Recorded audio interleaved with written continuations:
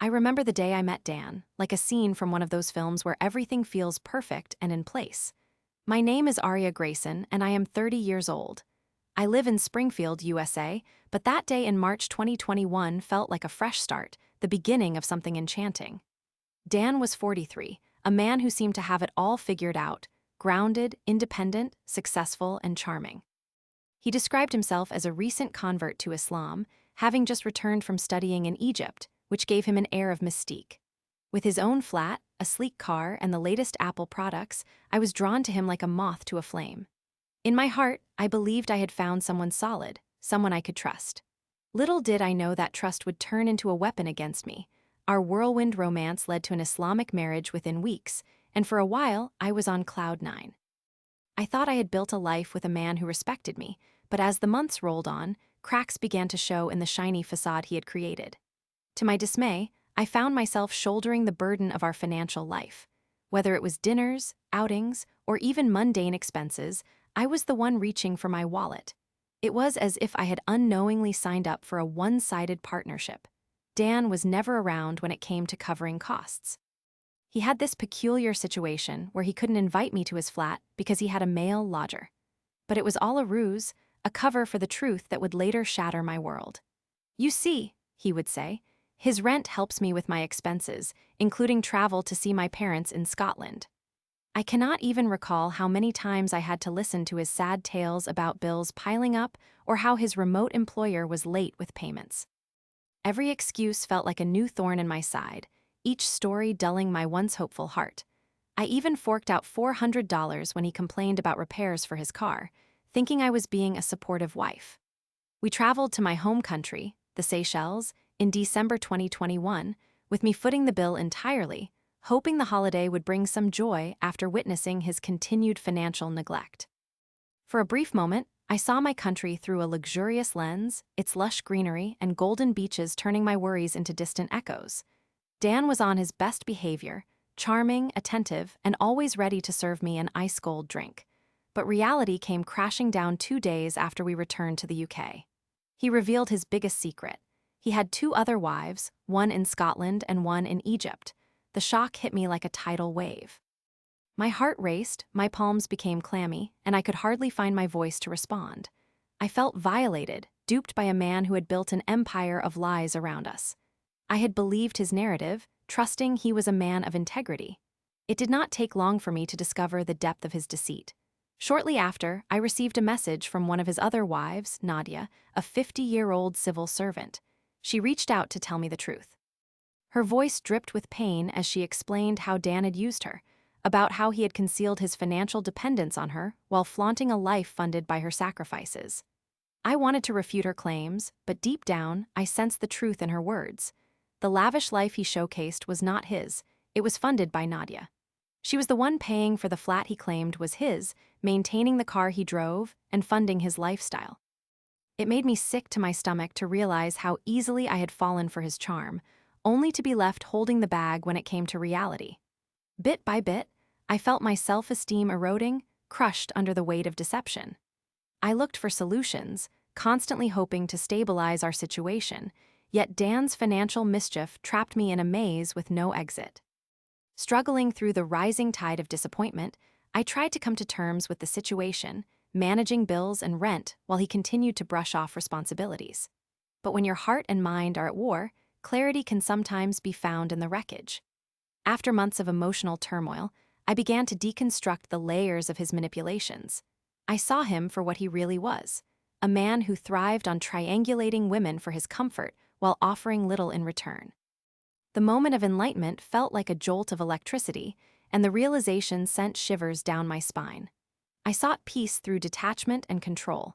I needed to reclaim my power. I devised a plan.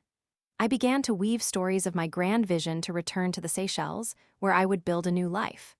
I described the beauty and tranquility of tropical living, letting my imagination paint the picture of my hoped-for paradise. I was calm, almost indifferent when discussing things I had once longed for, making it clear that Islamic custom dictated that he would have to split his time with his other wife. While I painted this idyllic escape, within me, a quiet storm brewed, and I could feel him growing anxious. The tables began to turn. Slowly, Dan started to chase me, desperately wanting to secure his position in my life. As he sought my approval, my newfound confidence grew stronger. Little did he know that while he began to chase me, his other wife, Nadia, was spiraling.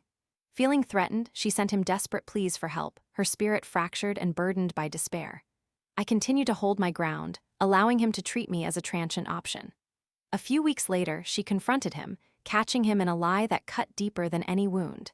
It was as if he had lost his most significant source of income, a woman who had supported him, only to see her break before my eyes. One evening, while I was at his flat, Nadia burst through the door. I can vividly recall that moment.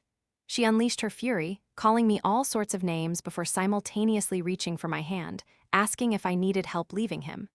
There she stood, a shell of the woman she had once been, worn thin by a turbulent relationship with a conman.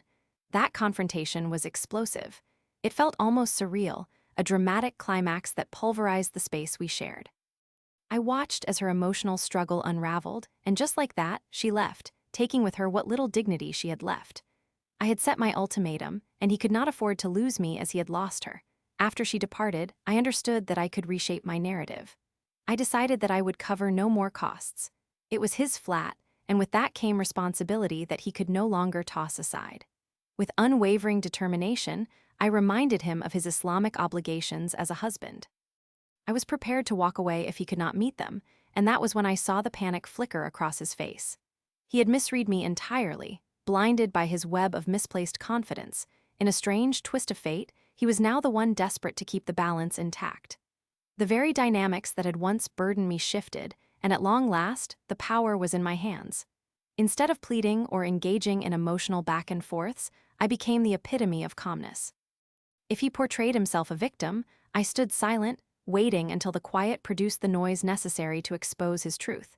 As the months dragged on, it became exhausting for him to maintain the facade. With every passing day, he weakened, crushed under the weight of his lies. Whenever he reached out for sympathy, I remained steadfast, nurturing my resolve while he attempted to entangle me in his drama. All of this was happening while I was healing. With each step I took away from his grasp, I was reclaiming my spirit and my worth. In the end, the day came when I made my final exit. With my head held high, I left him to deconstruct the jagged reality he had created for himself. I learned to forgive myself during this period of reclaiming my identity. I understood that my worth was not based on the suffocating expectations he had placed upon me. What I once perceived as love was nothing more than a twisted form of self-abandonment. I will no longer carry the weight of blame. I will no longer apologize for being tender-hearted. Finally, I learned valuable lessons amidst all the chaos I endured. People-pleasing can masquerade as love, but it can lead only to self-loss. Financial manipulation often lurks in shadows and can be devastating, but it is not a reflection of one's character if you fell for someone who cloaked themselves in digital disguises. Clarity, boundaries, and emotional control are triumphs more powerful than any revenge you could seek against those who intended to hurt you. When you refrain from being reactionary, you can steer the dynamics in your favor. As I moved on, I found solace in the idea that revenge does not always equate to vengeance. Sometimes it involves healing and thriving in the light of those who sought to diminish you. For every act of cruelty that Dan wrought upon me, I decided my revenge was to flourish, all while he wrestled with his failures. And Nadia, if you happen to read this someday, I sincerely hope you are healing and finding your own strength. I hope you are surrounded by love, not the kind Dan dished out, but genuine love that lifts you and encourages you to reclaim your space in the world. In the end, we each have our own journeys to navigate, and I believe that both of us will emerge victorious, not because of spite, but because of the wisdom we gained in the face of adversity. That wisdom is the true treasure no one can take away from us.